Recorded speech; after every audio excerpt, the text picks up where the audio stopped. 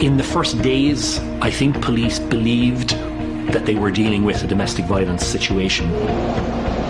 I hit him on the head with a brick on my hand. Anybody who was at the scene felt there was an element of overkill. I hit him until I considered the threat to be over. And when I considered the threat to be over, I quit hitting him. The police realised that they were dealing with something much more. You know, if somebody's making allegations, you have to ask for proof. And there was no proof ever forthcoming. Tom Martin said he's wearing a red t-shirt, but you can clearly see there's bloodstains on it. Molly Martin's not a mark, not a bruise in comparison to Jason Corbett, who is beaten to death.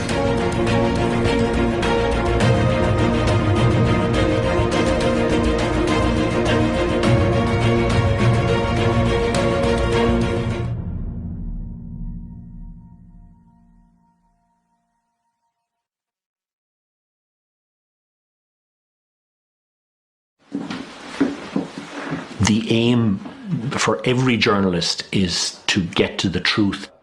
News is something that somebody somewhere doesn't want published or doesn't want revealed. And sometimes the truth can be very elusive.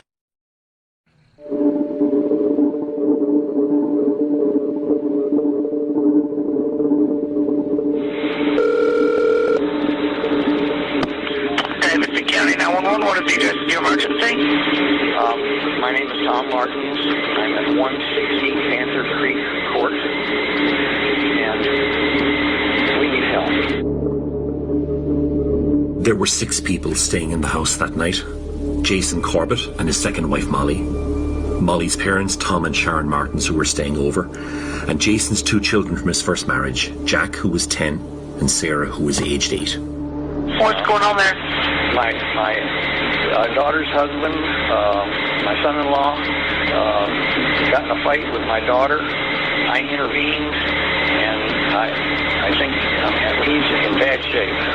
We need help. Okay, what do you mean he's in bad shape? He's hurt? He's bleeding all over, and I may have killed him. I've listened to the 911 call, I'd say probably about a dozen times. What is your name? My name is Tom Martin. Was he drinking? Yes, he had been drinking during the course of the day. Is he conscious at all? No. Is he breathing? I can't tell. Literally the hair would stand on the back of your neck. All right, so we're going to start CPR. All right, I need you to make sure that his mouth and nose are clear. It's a mess. I'll set a pace for you. 1, 2, 3, 4. When he gets to 200 pumps, you're going to take over. 1, 2, 3, 4. 1, 2, 3, 4. Keep pumping. 2, 3, 4. Paramedics were on the scene within, I think, about 10 minutes. Looks like I've got lights here. They're coming in now. Oh, just keep pumping. Y'all did a good job.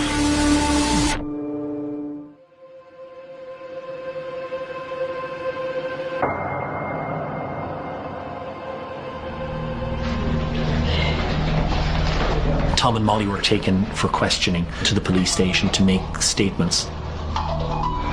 We're fighting. Okay, who's fighting? My husband. Okay, is that a normal thing? Yes. So there's a history of domestic violence at the house? Yes. He was abusive. Was Jason drinking this evening? Yeah. Yes. Would you say that you thought he was drunk? Yes, he was drunk. He choked me because he wanted me to shut up, and I screamed. So I opened the bedroom door, and he's got Molly by the throat. And I hit him. I hit him with the baseball bat. And he reaches out and he grabs the bat. And he's stronger than I am. And he pushes me down. And I'm scrambling on the floor, my glasses fall off. Now I'm thinking, who's going to kill me?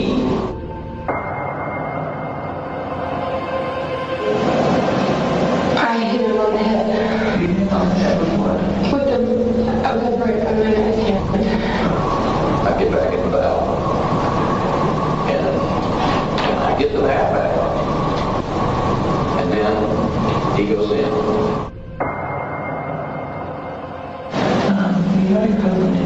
survive his injuries, right? I didn't think so. No, he didn't survive his injuries. At this point, after talking to your dad and talking to you, it looks like this is going to be self-defense. Okay? I don't think that there's going to be an issue with that.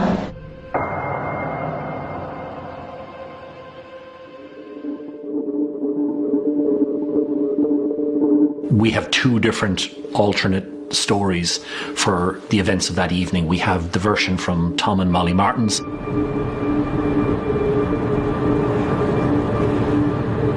And then we have the other version, which is based on largely forensic evidence from the scene.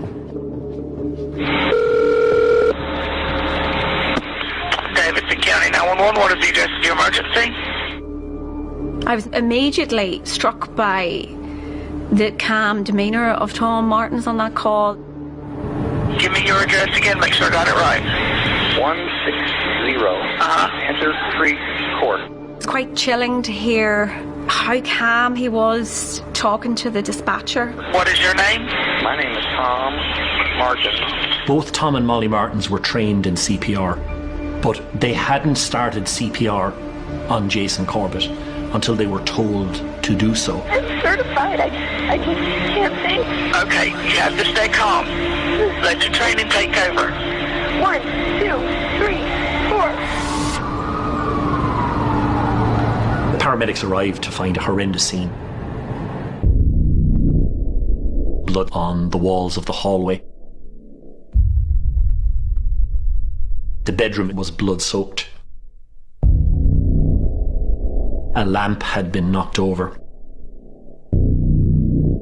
There was a concrete paving slab in the middle of the floor. There was a metal baseball bat, a Louisville Slugger, which had blood stains on it. Jason Corbett was unclothed, lying on the floor and unresponsive.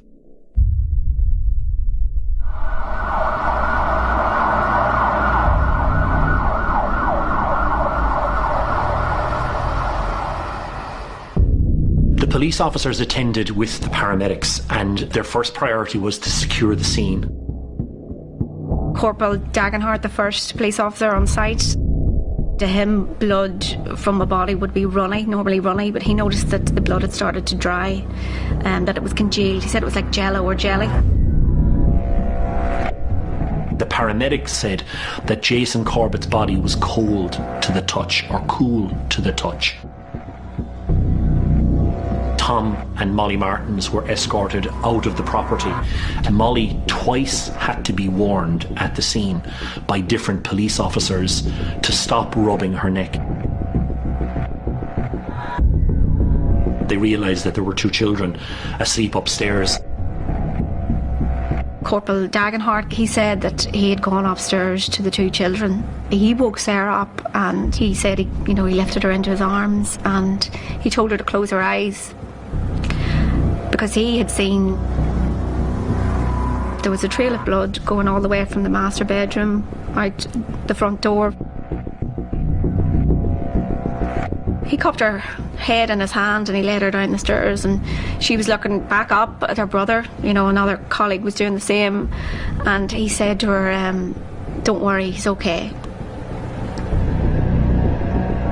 The paramedics never once got a cardiac rhythm.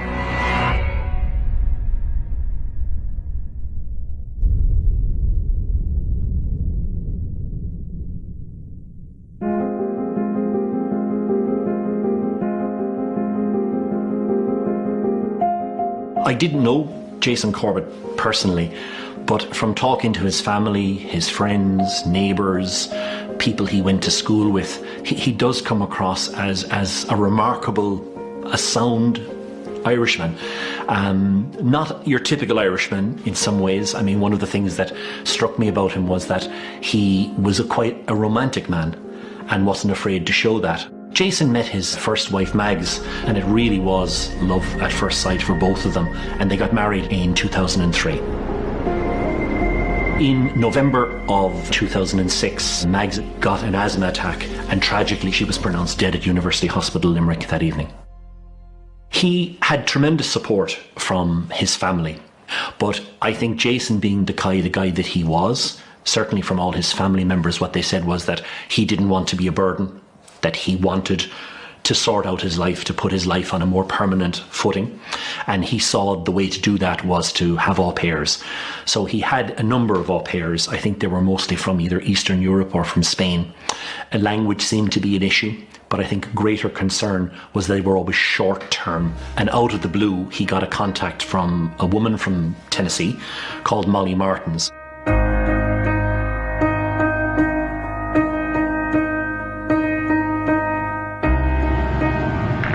I first started working on the story in August 2015. I'd come in contact with an ex-boyfriend of Molly Martin's, Keith McGinn. The first time I met her, I was just floored because she was stunning.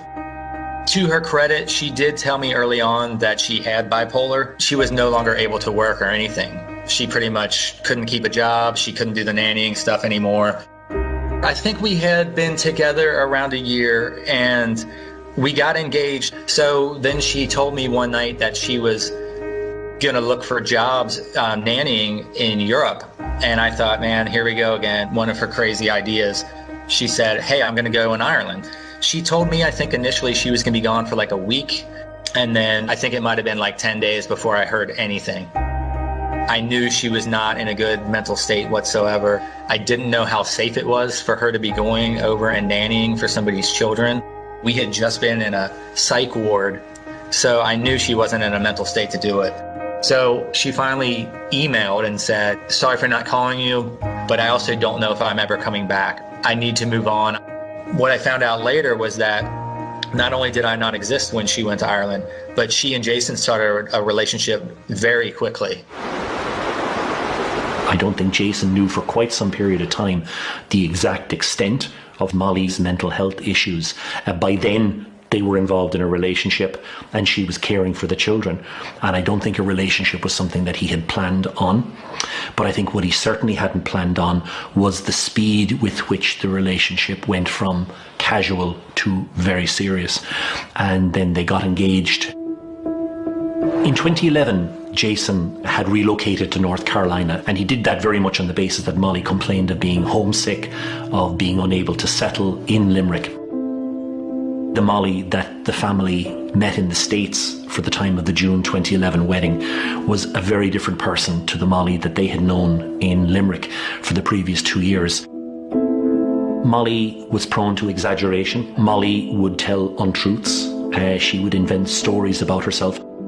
She would tell the most blatant lies, and I'd point out to her that she just said the exact opposite thing like an hour before that. So one of them had to be wrong. Saying that she was friends with Jason's former wife who had died tragically anyway. I mean, it's just amazing. The lies that she would say and think that people were going to believe. It's mind-boggling. The tragedy of it is that the family only began to realize the scale of Molly's untruths, lies, fabrications when the wedding was effectively underway. Having said that, one of Jason's friends did go to him, believe it or not, on the day of the wedding and said, look, you can still walk away. It's still not too late. But Jason effectively said, no, I have to. I can't do it to the kids. Tom Martins maintained that Jason had given a wedding commitment that he would allow Molly to adopt the 2 children, which would give her equal rights. Jason would never sign those papers. Just a couple of weeks after the June 2011 wedding, Molly went to a divorce lawyer, and the purpose for that visit was solely to ascertain her rights to the children.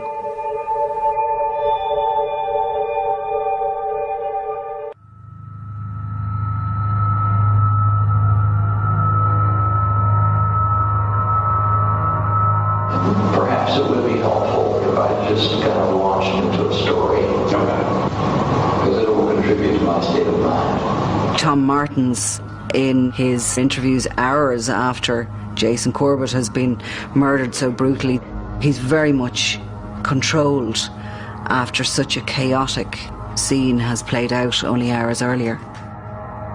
For me, the importance of covering this story is to get to the truth of it, to get behind what was said in those police interviews and what was alleged. So Tom Martins had spent around 30 or so years as an FBI agent. He moved around a lot. My career was criminal.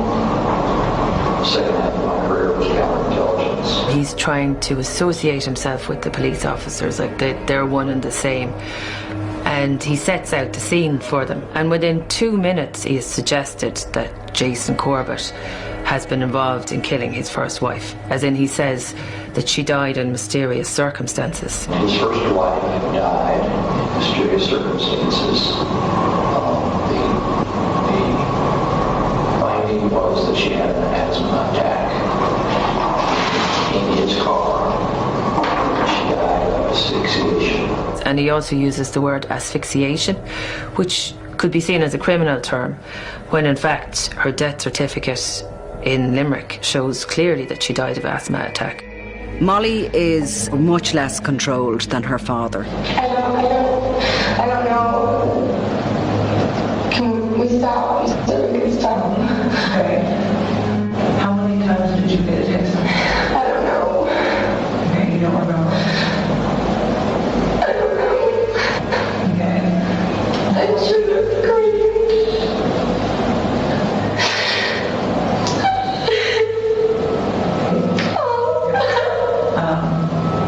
And she looks very little girl lost.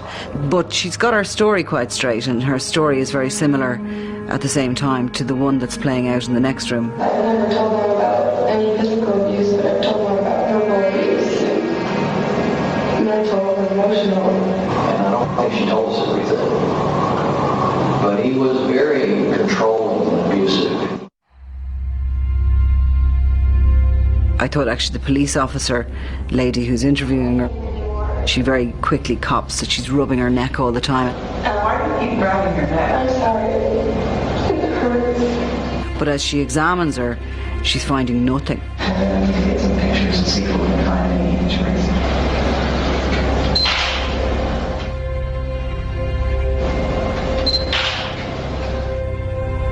Molly Martins, not a mark, not a bruise, no swelling. And she had a very fine bracelet on her that night, still intact, a hair clip, still intact.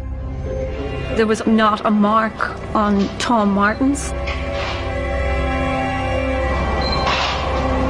Tom Martins, he's wearing a red t-shirt, but you can clearly see there's blood stains on it.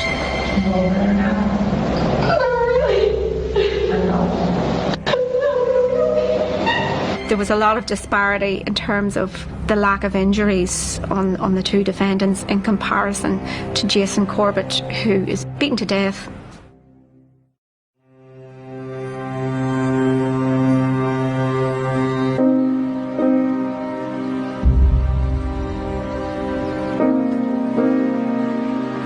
A forensics officer arrived, and what they began doing at that stage then was photographing the scene. The scene was also videotaped.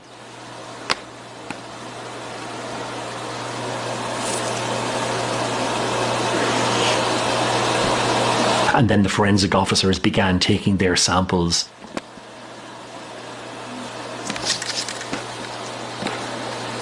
Primarily from the bedroom, and with the focus being on the bloodstain patterns through the bedroom. And also on the two apparent weapons that had been used.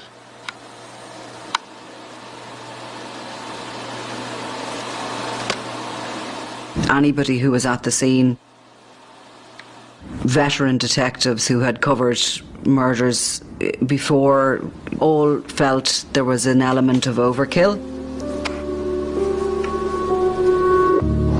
So I open the bedroom door, and he's got Molly by the throat, like this. And he sees me come in, and he goes around her throat, like this.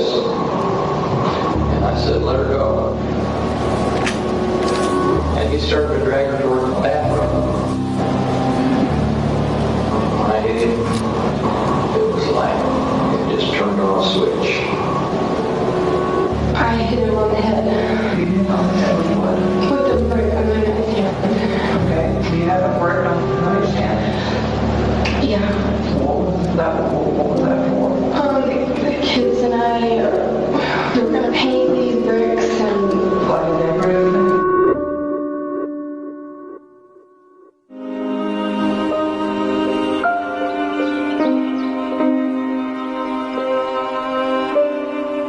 bearing in mind that Molly Martins is in a police cell being questioned about the brutal death of her husband. Her father has beaten her husband to death in front of her, and she's distraught. She still manages to put together the fact to the police that she's concerned about the children. I'm scared they'll try to take the kids. You guys are legally married? Yes. Did you adopt one of the children? No. Then that's a real possibility.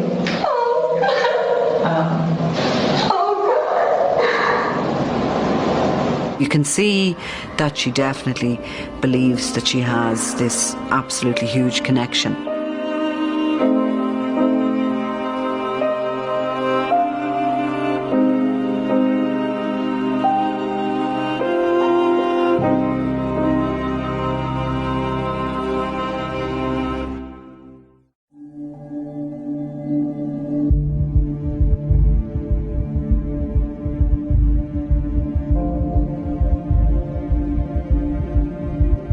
Within 24 to 48 hours of Jason's death, Molly had started not just a custody battle, but she was also pushing for a formal adoption declaration.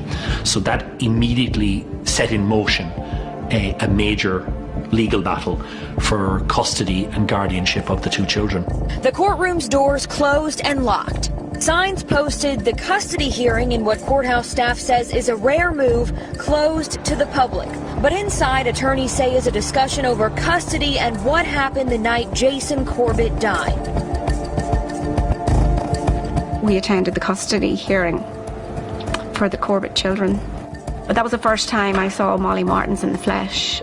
Then you had Tracy and her husband David.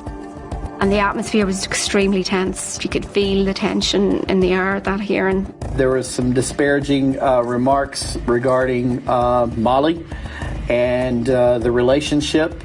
And there was disparaging remarks brought up by Molly towards Jason. Tracy had brought Jason's will over, which said that in the event of his death, herself and her husband were to be appointed guardians of both the children. In the will, Jason expressed that he wished for a guardian to be his sister and her husband. And so in North Carolina, the law states that we should give that great weight. We don't have to follow it, but we should give that great weight. And in this situation, not only was it his wishes, but it was what I felt was in the children's best interest. I went to see the judge on the Tuesday, and he said that he had made the decision to give the children back to the Corbetts. I called the attorneys together to announce my decision in chambers, and I ordered the attorneys not to disclose this decision until the children were in the custody of the Davidson County Department of Social Services. And Davidson County Department of Social Services was ordered to go to get the children and to deliver them to the Lynch family. At the time that I made my decision, the children were allowed to talk with DSS in the room, were allowed to talk to Molly at some point in time. There was no doubt in my mind then, and 5-6 years later, there's still no doubt that I made the correct decision.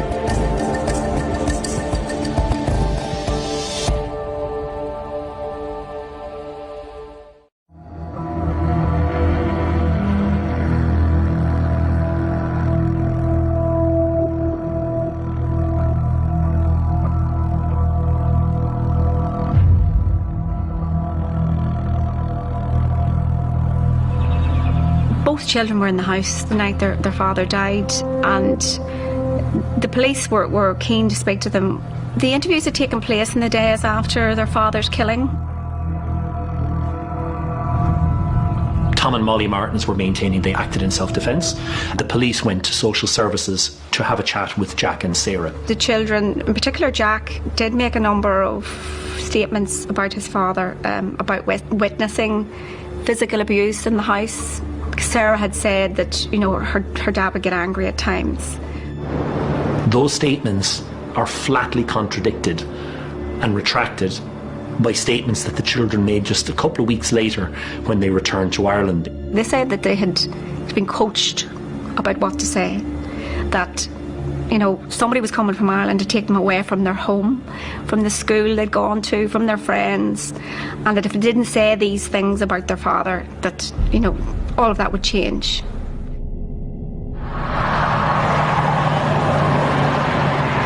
In the first days, I think police believed that they were dealing with a domestic violence situation which had a tragic outcome. But I think when they started to get the results back of the forensic tests, of the pathology tests, of the medical assessment of Tom and Molly, the police realised that they were dealing with something much more. The autopsy showed that he died from blunt head trauma. There was also some injuries to his hand, and there was an injury to his torso. Craig Nelson, who was the pathologist, said that the injuries were so severe and so repeated that he couldn't accurately count the number of blows that were suffered to Jason's skull. The indications were that blows were repeatedly struck to the same spot.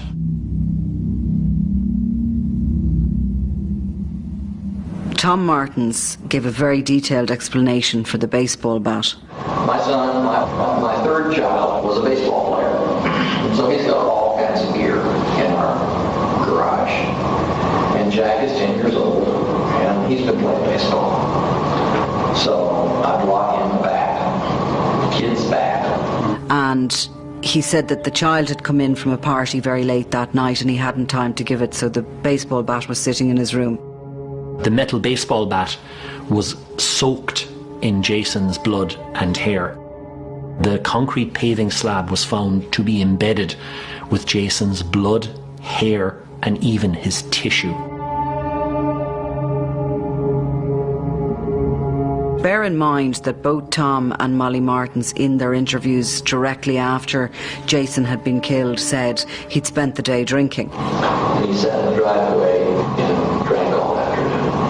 He was alone this afternoon, and he started drinking after that. Would you say that she thought he was drunk? Yes, he was drunk.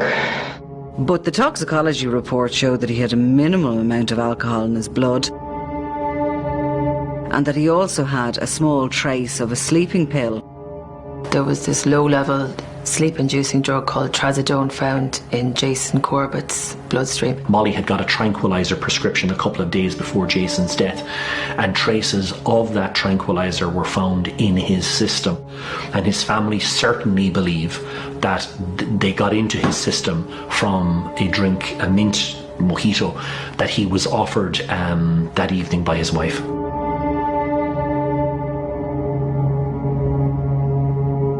So the police also got Jason Corbett's medical records, and in one of the doctor's visits he had said that he was feeling that he was getting angry for no reason.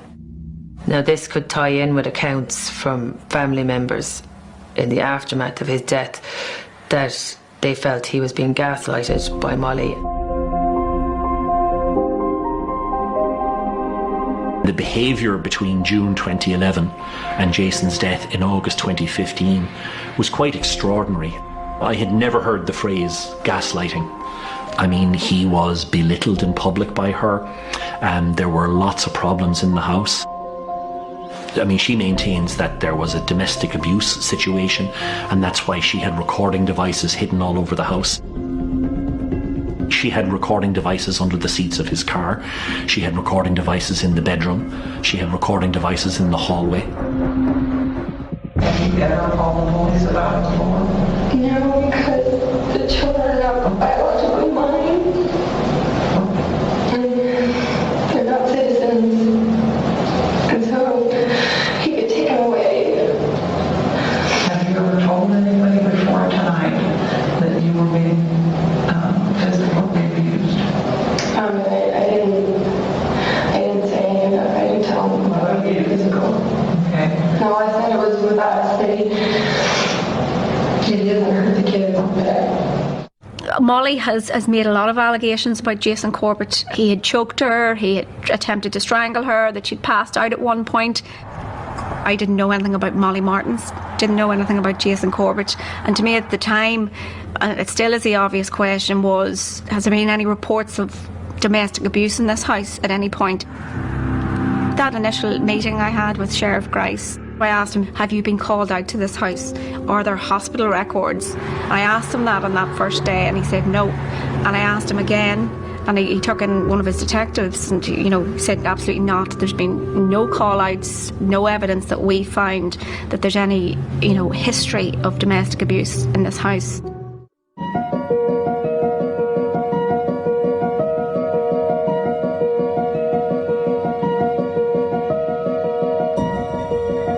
On the day before his death, one of the children, Jack, is adamant that he saw a suitcase in the house.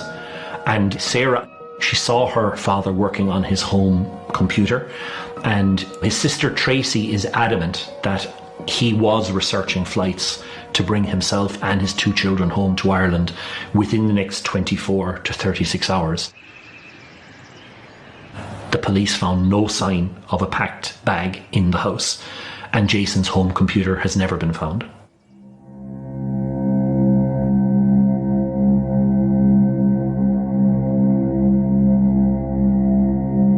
Jason and another neighbour had been out that evening on the lawn, on the drive. They'd had a few drinks, and everything seemed normal in the house.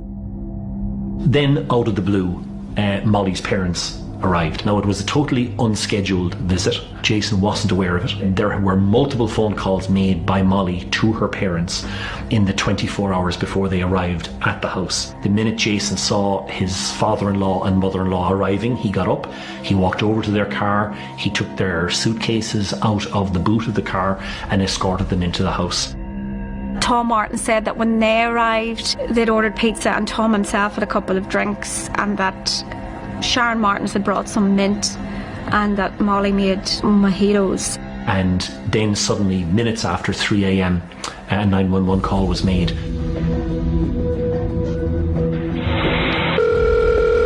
Davidson County 911, what is the emergency?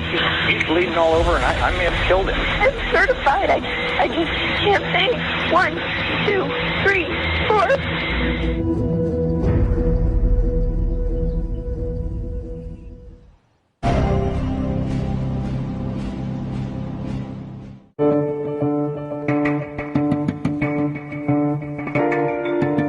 The police concluded their investigation. Their investigation included the blood spatter evidence from Dr. Stuart James.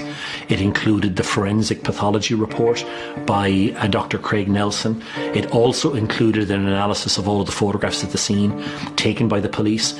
And the belief was that the Martin story just didn't add up to the forensics, to the actual hard evidence of the scene.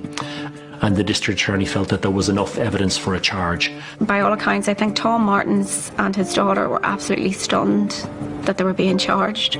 I don't think they ever thought they were going to be charged. No, they didn't. This was self-defence. This is an open and shut case. Nothing to see here.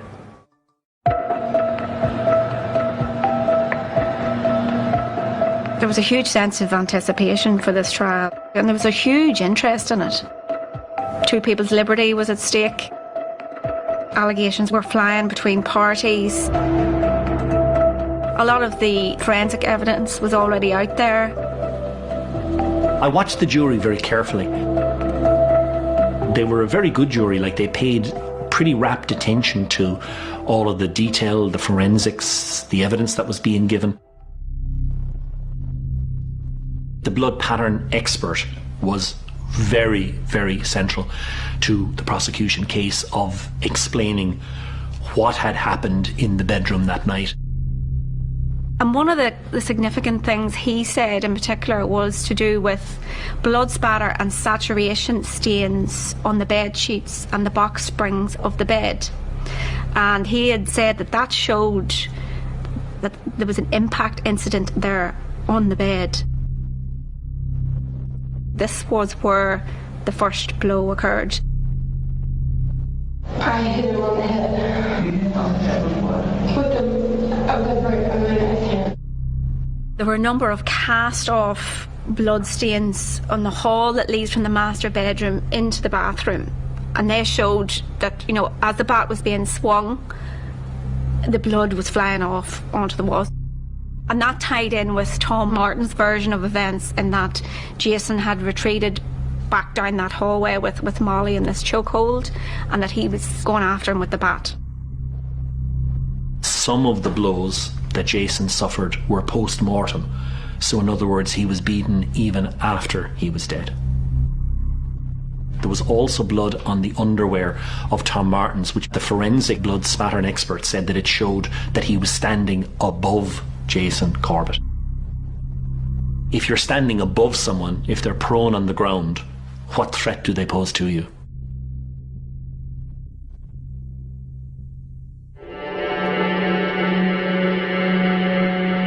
During the trial, I sat at the back of the courtroom so I could get a good view of the jury and how they reacted to all of those photos of Jason Corbett's body. And it started quite low, but there was kind of like, this retching sound had started to rise up from within the jury box when those pictures were being shown, and it started to get louder and louder until eventually the bailiff ran in with a bin and one of the jurors threw up. Such was the graphic nature of what was on display. Sure.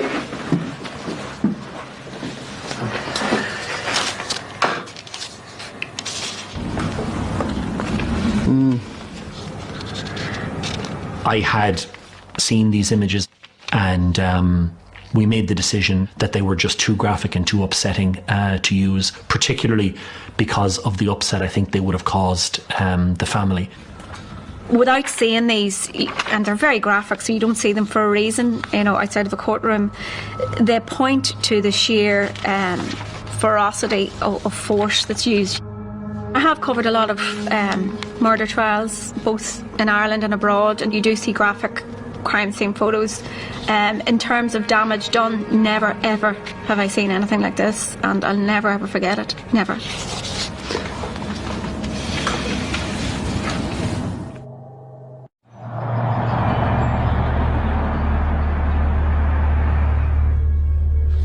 I certainly felt he would kill me. I felt both of our lives were in danger. There didn't seem to be an awful lot of emotion or regret that things could have been different. Once I got control of the bat, I hit him until I considered the threat to be over. And when I considered the threat to be over, I quit hitting him.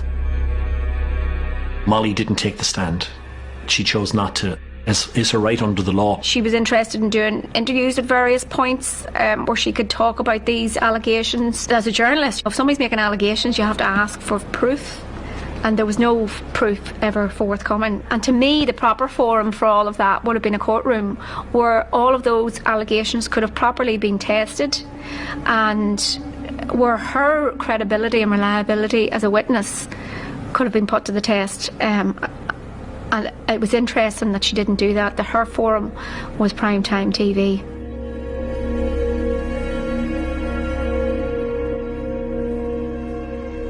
The prosecution closing speech was incredible. How much force does it take to split the flesh all the way to the skull? You know what malice feels like when it comes from the brick that Molly has? It feels like I hate him and I want those friends. That's what malice feels like. The jury are almost upright in their seats, and from there then, he goes over to Molly and he points at her and he said, she killed him with the brick. And he walks over to Tom and he said, and he killed him with the bat.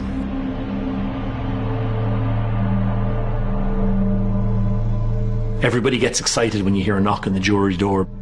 I remember looking down and I had my iPad about to start typing and my hands were actually shaking. And it was incredibly tense. You can feel the tension in the air, and your own heart, you got the phone ready to text the result back to Ireland. Good evening. A jury has returned a unanimous guilty verdict in the trial of a father and daughter accused of the second-degree murder of Limerick man Jason Corbett. The former FBI agent Thomas Martins and his daughter Molly, who was married to Mr. Corbett, had denied the charge, claiming self-defence. Jason's wife Molly and his father-in-law Thomas Martins are spending their first full days behind bars after being sentenced to a minimum of 20 years in jail for his murder. We worried the jury might not find the two accused guilty, but they did, and we thank them for it.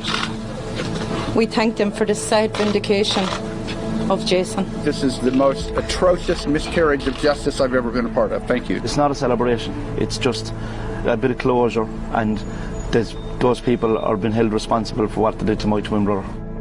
Tom Martins went to a high security prison. By all accounts, he was a model prisoner. He had a job as a janitor at one point.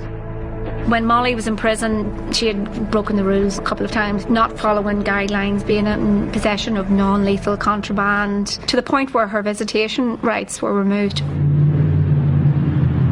In most cases, a conviction marks the end of a story, but that was far from the case here.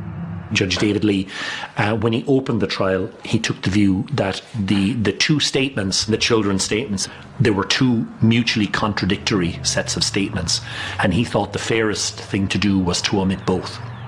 Look at the setting of which the children gave the statement initially, talking to DSS workers who are specifically trained to detect individuals who are giving them testimony.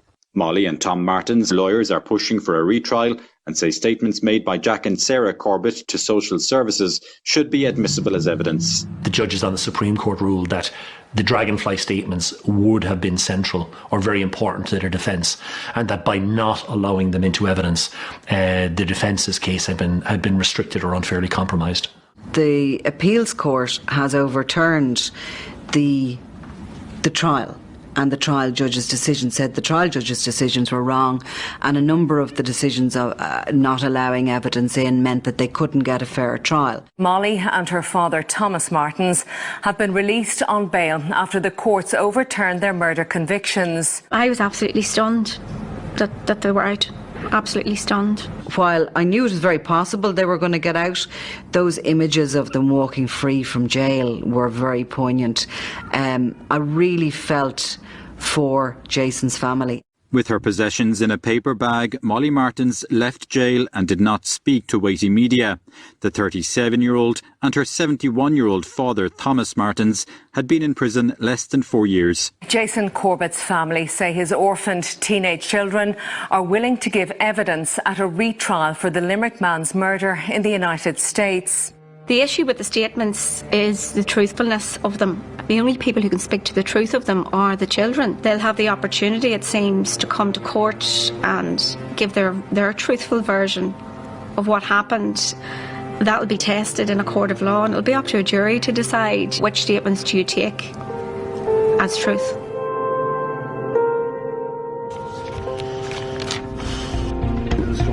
Can I just say one more thing, if you don't mind? There had been 4 adults in the house that night. Her mother Sharon was there that night. Where was your mom when this was going on? In her room. She was still an adult witness in the house, within the house, not just in the area. She did not leave the bedroom. She did not ring 911. Would you not be running up the stairs to check the safety of your husband and your daughter? There was a life and death struggle. There must have been loud sounds and bangs. It's very, very strange to sit downstairs and do absolutely nothing.